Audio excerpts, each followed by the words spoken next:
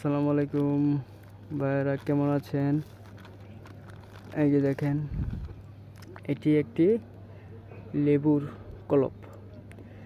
লেবু গাছের কলপ আমরা সচরাচর জানি যে অনেক সহজ এবং পদ্ধতি আমরা মোটামুটি সবাই জানি, তারপরেও আপনাদের সামনে তুলে ধরছি। এই যে দেখেন, একটি লেবু গাছে কলপ দেওয়া হয়েছে। আবার এই গাছে কলপ দেওয়ার সময় এই যে দেখেন, এই লেবু গাছ থেকে এই যে চারা তৈরি করছি। এই যে দেখেন, আমি দেখাইতেছি, এই যে তো লেবু গাছটা, এগুলো চারা। আবার এদিকে দেখতে পারেন, এই যে এটিও একটা সুন্দর লেবু গাছ।